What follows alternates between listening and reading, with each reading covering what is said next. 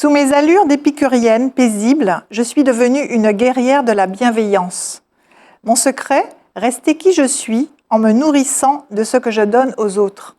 Reste la chance qui est furtive et puis, confrontée parfois à l'absence d'évidence, il faut avoir recours à sa boîte noire personnelle.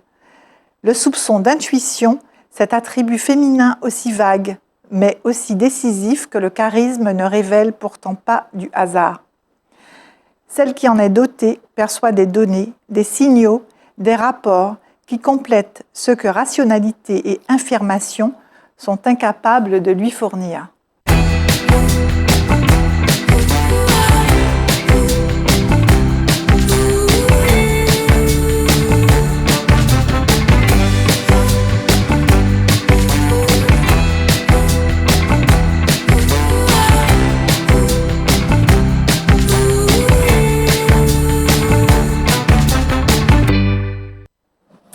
Bonjour à toutes, bonjour à tous, bienvenue dans notre émission Au gré des pages. Aujourd'hui, nous recevons une auteure qui a été aussi directrice de publication, éditrice, évidemment autrice, et bien connue dans le monde de l'illettrisme et qui se partage entre la Guyane et la Martinique. Il s'agit de Nicole-Anne Parfaite. Nicole-Anne, bonjour. Bonsoir Claire.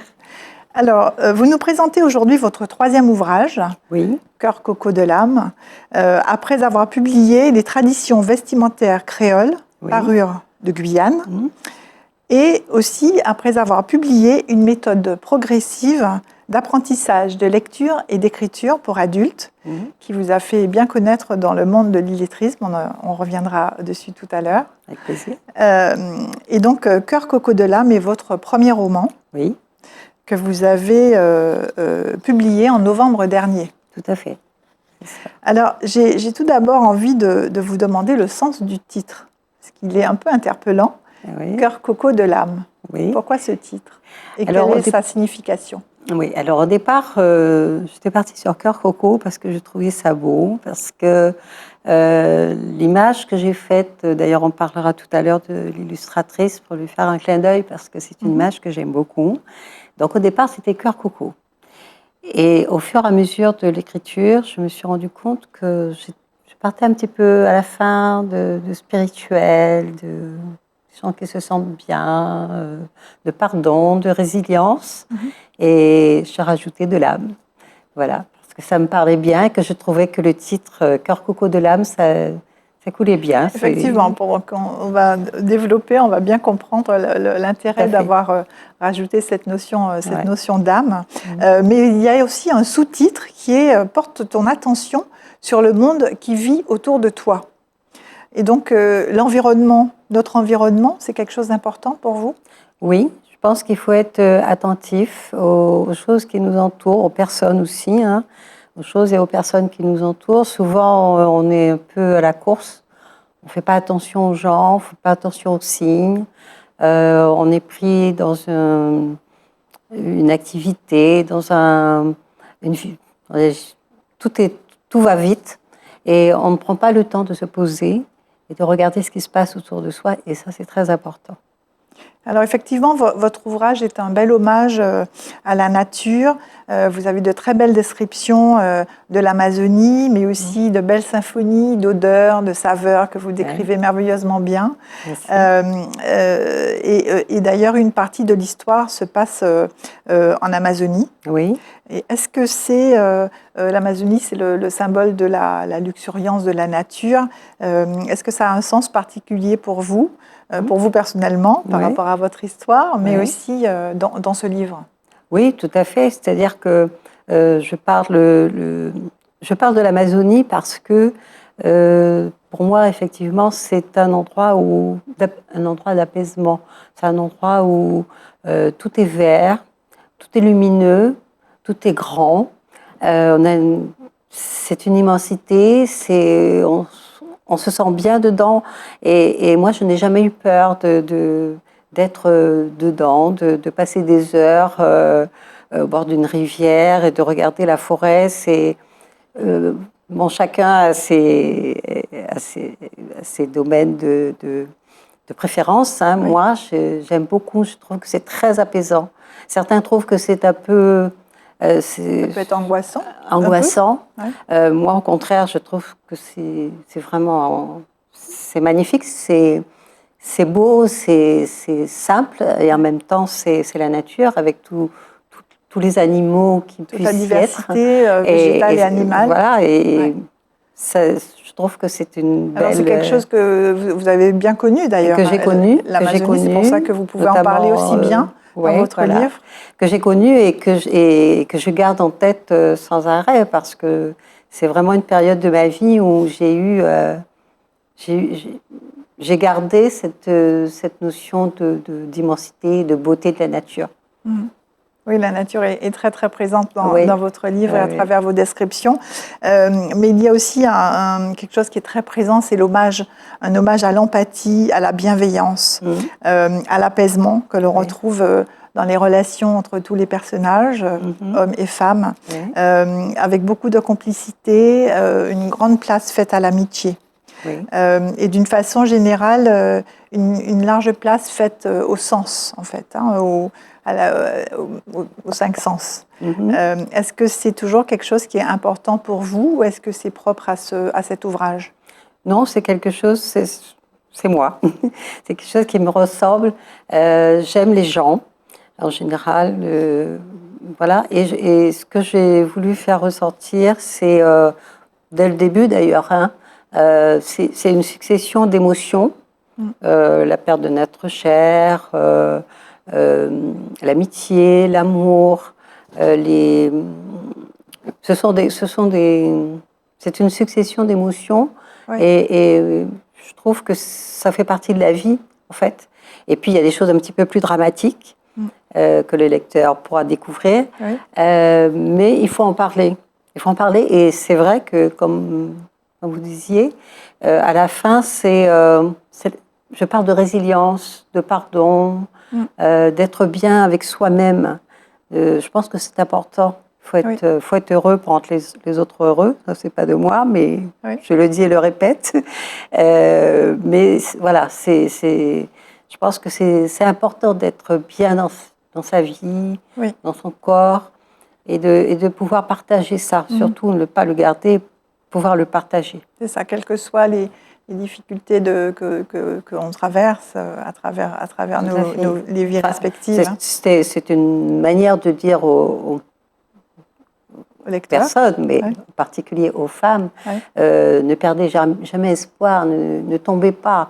On tombe, on se relève, et puis on continue. Voilà. Et ça, il n'y a que le pardon, la résilience, tous ces mots-là qui font que... Au bout d'un moment, on se relève et on continue. Le chemin est encore long, et on continue à vivre avec beaucoup le mieux possible. Absolument. Alors, entrons dans le cœur du sujet.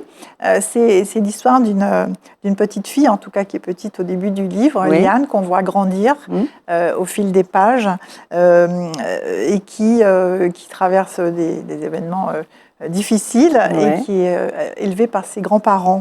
On la voit grandir, devenir une jeune fille qui part à Paris faire ses études, et puis ensuite elle revient avant de partir explorer l'Amazonie. Et en fait, elle est élevée par ses grands-parents qui ont un rôle important, central dans le livre. Et la famille, en fait, est décrite à travers ses grands-parents. Pourquoi ce choix de grands-parents et pas de place aux parents? Oui, alors... Mes parents, évidemment. Mais moi, j'ai fait le choix des grands-parents parce que je trouve qu'on a une sensibilité, une approche avec les petits-enfants qui sont différents. Je trouve que là, notamment, je parle de Morlise, hein, c'est sa grand-mère, de mon grand-père aussi, parce que, bon, j'en parle un petit peu avant. Mais avec Morlise, c'était une... Morlise, c'est sa grand-mère. Hein? Oui, Morlise, c'est la grand-mère, et avec une complicité très forte. Très forte. Voilà. Envie de tout dire, de tout raconter. Bon, je ne raconterai pas tout. Non. Mais Morlise, c'était vraiment une personnalité, déjà. Très forte personnalité, mais en même temps tellement enveloppante et rassurante. Et Liane en avait besoin, Liane étant le personnage principal. Le personnage principal. Et il y a cette relation fusionnelle aussi qu'elle a avec son grand-père. Oui, aussi, qu'elle admirait pour des tas de qualités. C'était un homme, voilà, quelqu'un qui, oui, qu'elle aimait. Elle l'aimait parce que, en fait, il représentait pour elle la force de caractère, mais en même temps l'affection. C'est quelqu'un qui était très, très proche des enfants et pourtant le respect. On le respectait, on aimait l'écouter, on aimait le voir. Voilà, c'était quelqu'un qui était, quelle que soit la génération, il attirait le monde. Voilà. Oui. Il y a beaucoup de personnes qui pourront se reconnaître dans ces descriptions de grands-parents. Mais il y a aussi cette histoire, en fait, c'est une histoire de femmes. Les femmes sont très présentes. Il y a évidemment Liane, le personnage principal. Oui. Il y a ses deux amies qu'elle rencontre, une qu'elle rencontre dans son foyer, une autre qu'elle retrouve ensuite, mais qu'elle rencontre, une deuxième qu'elle rencontre en Amazonie. Oui. Et puis il y a les femmes du village qui sont très présentes et qui soutiennent beaucoup. Oui. Ces personnages, en quoi ces femmes sont importantes et quel message vous souhaitez passer? Parce que je tiens à dire que les femmes de chez nous, elles sont remarquables. Ce sont des femmes qui se battent, ce sont des femmes qui sont... elles s'occupent de tout, quoi, de la famille. Elles sont le potomitan, comme je dis. Elles sont des femmes qui sont là, qui sont présentes pour les enfants, pour tout. Elles gèrent tout, en fait. Et ça, j'ai un grand respect pour ces femmes-là, courageuses, déjà. Et puis, tellement... elles sont remplies de savoir. Je trouve que, voilà, quelle que soit la génération, quel que soit le milieu social, ce sont des personnes qui apportent quelque chose de fort, une manière de donner de la force aux autres. C'est ça. D'autant plus que... C'est un exemple de résilience et de force, d'autant plus que ces trois femmes, enfin les trois femmes qui sont décrites dans l'ouvrage, ont toutes connu des choses difficiles. Tout à fait. Dont elles se relèvent, dramatiques dont elles se relèvent. Dramatiques, compliquées, difficiles à s'en remettre, mais qui, malgré tout, arrivent à sortir la tête de l'eau, comme on dit, et puis à continuer à vivre et à croire en un bonheur qui est là et qui les attend. C'est ça. D'ailleurs, vous dites que Liane se définit comme une thérapeute de l'émotion. Oui. Alors qu'elle a elle-même traversé des choses difficiles. Est-ce que vous pouvez développer un peu? Oui. Alors, thérapeute de l'émotion, oui, c'est-à-dire que toutes les femmes, pratiquement, toutes les femmes de ce roman sont des femmes qui ont eu des vies évidemment différentes, mais avec des choses pénibles à supporter, parfois tragiques, difficiles, passer par la honte, par plein de choses qui sont pas spécialement les hommes aussi, hein, ils ont des difficultés, mais les femmes, on a une autre ce qui arrive aux femmes qui sont blessées, voilà, elles sont blessées, elles sont souvent complètement démunies, on va dire, mais elles retrouvent toujours la force de se relever et de combattre. Voilà. C'est ça, et de retrouver quelque part une part de bonheur. Et puis il y a cette rencontre improbable au milieu de l'Amazonie avec Isidore, qui est un homme formidable, un grand sage en fait, qui fait écho chez Liane. Et je vous cite, elle dit « Je me sens merveilleusement bien dans ce silence, je puise ma paix intérieure dans cette pleine et belle nature », puisqu'elle parle de l'Amazonie, là au moment où elle rencontre Isidore. La sagesse de cet homme, elle est très marquante dans votre livre, et d'une façon générale, je dirais, la sagesse empreint toutes vos pages. Et elle renvoie aussi à la spiritualité, qui est très présente aussi dans vos pages. En quoi c'est important pour vous? Oui, parce que pour moi, la spiritualité, c'est quelque chose qu'on ne, comment dire, qu'on ne maîtrise pas forcément, mais il faut croire en quelque chose qui nous élève. De plus grand. Et c'est de plus grand, quelque chose qui nous élève, quelque chose qui nous montre un chemin, des fois. Et Isidore c'est pour ça qu'elle est très curieuse et elle veut absolument le revoir. Elle l'a vu une fois, elle lui a parlé et elle veut le revoir le lendemain parce qu'elle estime qu'il a encore beaucoup à lui apporter. Oui. Il a encore beaucoup de sagesse, c'est quelqu'un de très à l'écoute et il lui donne plein de conseils, de bons conseils, des choses qui font que voilà, elle aime ça, donc elle va continuer, elle aimerait continuer à le voir. À le voir, absolument. Ouais. Alors, il y a cette sagesse, cette spiritualité, mais il y a aussi le monde de l'invisible. C'est le dernier chapitre où vous donnez toute cette place à ce monde de l'invisible qui va entrer en communication avec Liane. Vous y êtes sensible? Oui, parce que je pense qu'il y a de là ou là, tout près de nous, j'en sais rien. C'était pas là physiquement, mais je reste persuadée qu'il y a forcément une présence qu'on ne voit pas, mais qu'il y a quelque chose de très fort. Il y a pour moi, la spiritualité, c'est ça, c'est croire en quelque chose qu'on ne voit pas, mais qui est quand même très fort, très présent. Très présent. Ouais. Et qui communique avec l'invisible, en fait. Exactement. Alors, j'ai envie de vous demander, est-ce que quelque part, Liane, c'est un peu vous, un peu votre histoire? Alors, on dit que dans tout roman, il y a un peu de soi. Donc, je pense que oui, certainement. Après, comme je disais, ce roman, c'est un peu le parcours de vie d'une femme avec des rencontres, des portraits, des paysages. Et tout ça a fait que, avec toutes ces émotions-là, ça a fait que j'ai tracé une ligne, voilà, de bout en bout, en essayant de garder ma personnalité. Tout à fait. En tout cas, c'est un très bel ouvrage, en plus empli de citations toutes merveilleuses, les plus belles les unes que les autres. Il y en a une trentaine, je crois, puisque à chaque chapitre, il y en a au moins une ou deux. Donc j'invite vraiment à découvrir ce merveilleux ouvrage. Je vous propose de passer à la rubrique La face cachée pour parler d'un autre aspect de votre personnalité.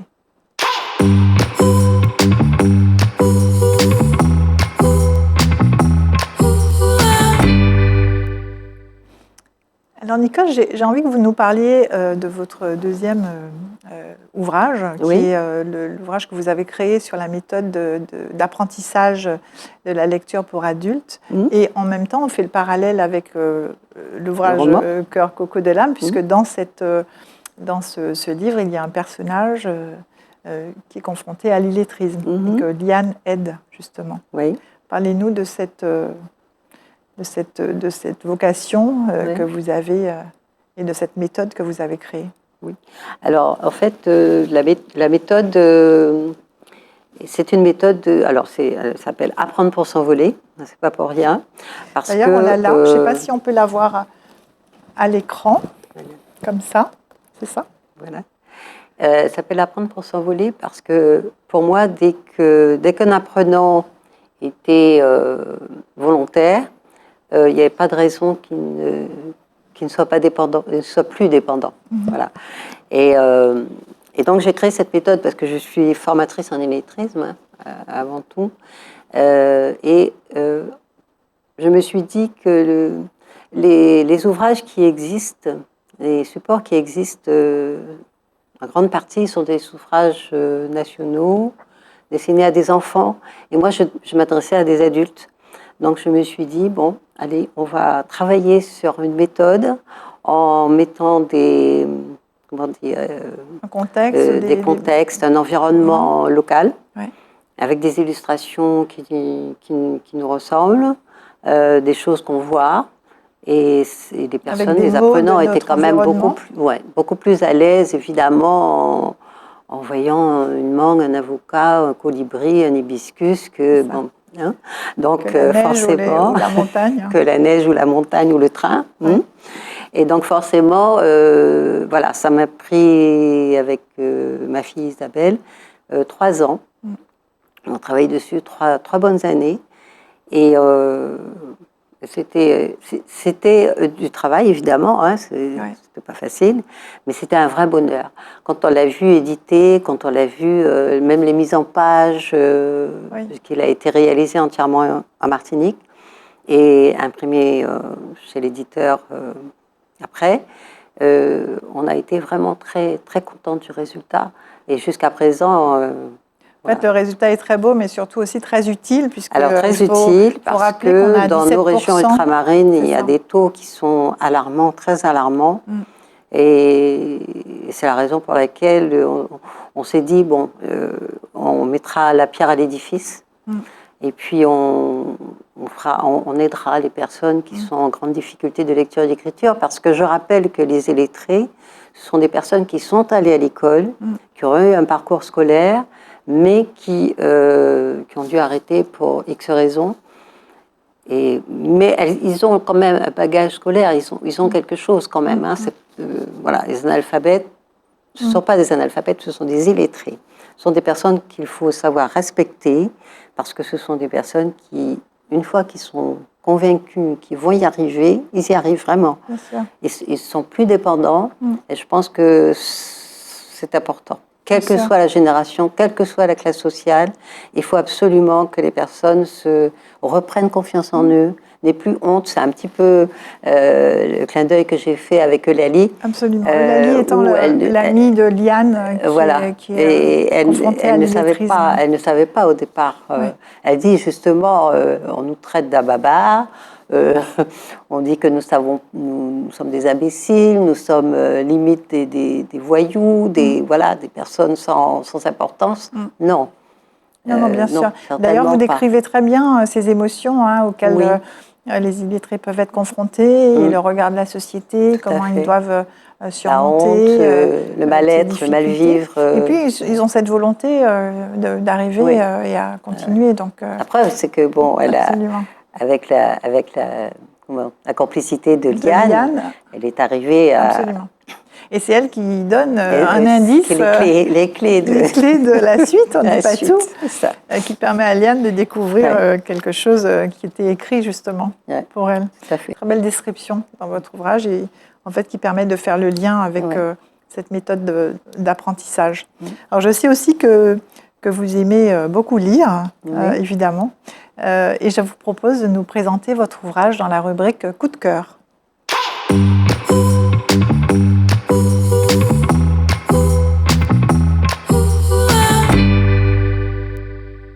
Alors Nicole, vous avez choisi de nous présenter votre coup de cœur littéraire. Oui, alors un coup de cœur... Oui, déjà, l'auteur que j'aime... Redonnez-nous le titre, donc c'est Kilomètre Zéro. Kilomètre Zéro de Maud Ankawa. En fait, c'est un auteur que j'aime beaucoup parce que, en fait, elle reste un petit peu dans ce que j'aime. Et là, elle parle justement d'une histoire. Je ne vais pas raconter l'histoire parce que j'aimerais bien que les gens l'achètent aussi parce que c'est tellement beau. C'est un autre univers. Hein. Ça se passe au Népal avec beaucoup de difficultés. Elle a envie d'arrêter, elle n'a plus envie parce qu'il faut qu'elle aille jusqu'au haut de la montagne. En fait, elle est en quête de quelque chose. Mais elle a beaucoup de mal à supporter le froid, à supporter les kilomètres, justement, qu'il faut faire. Et en fait, Kilomètre Zéro, c'est ça. Le titre dit tout. C'est-à-dire qu'on a des difficultés, on n'est pas bien, on n'a plus envie, on est dépressif, on est là. mais il y a toujours un kilomètre zéro, c'est-à-dire un départ, on retourne à la case départ et ça repart. Et en fait, la fin du livre, c'est ça. Ça vaut le coup, quoi. Ça vaut le coup. Je veux dire, la vie, comme je dis souvent, c'est pas battu de sucre sur une mer de grenadine. Donc, il y a des fois, on est quand même au bas de l'échelle et ça arrive à tout le monde. Mais il y a toujours... et là, le livre, il est magnifique. Ça fait écho quand même au personnage que vous avez décrit vous-même dans votre ouvrage. Écoutez, on va le découvrir volontiers.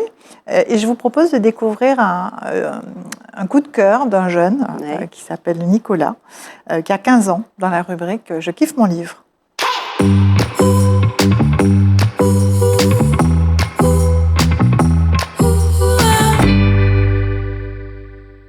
Bonjour, je m'appelle Nicolas Nalzi, j'ai 15 ans et aujourd'hui je vais vous présenter un livre qui me tient à cœur, qui s'appelle Au revoir là-haut de Pierre Lemaître.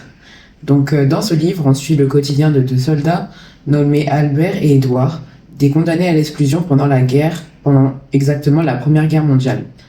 Pour se venger, ils vont décider de créer une arnaque à l'échelle nationale pour défier l'armée, l'État français, mais aussi la société française.